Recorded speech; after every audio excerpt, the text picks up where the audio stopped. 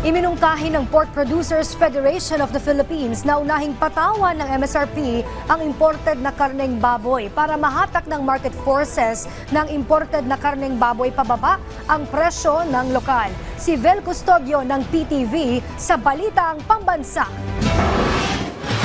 Nakatakdang magpulong muli ang Department of Agriculture at mga pork industry players para talakay na pagpapataas ng compliance level sa maximum suggested retail price sa lokal na karneng baboy. Nasa 380 pesos kada kilong MSRP sa liempo at 350 pesos naman sa kasim. Sa Mega Q-Mart, 380 hanggang 400 pesos ang kada kilo ng liempo habang 350 hanggang 370 naman sa kasim. 300 pesos naman ang sabit ulo na nasusunod naman sa patakaran ng DA. Pabor naman ang mga retailer sa paglalagay ng MSRP dahil mas magiging mabenta ang mga karneng baboy sa masa dulot ng bumababang presyo nito. Pero apila ng retailers na mas babaan pa ang presyo ng sabit ulo.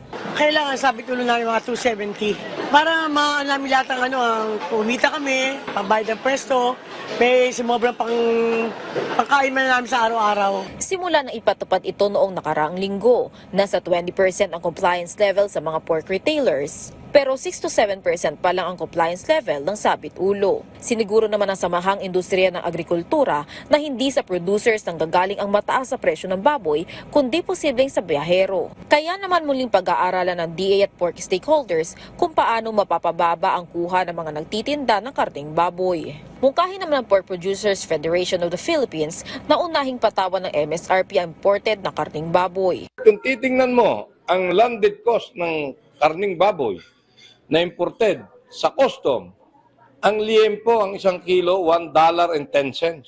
Pag ikinumbert mo yan at 59 pesos, 65 pesos lang per kilo.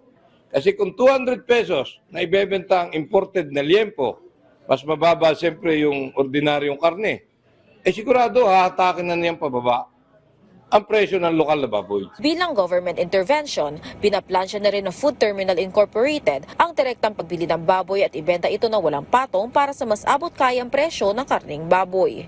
Mula sa People's Television Network, Vel Custodio, Balitang Pambansa.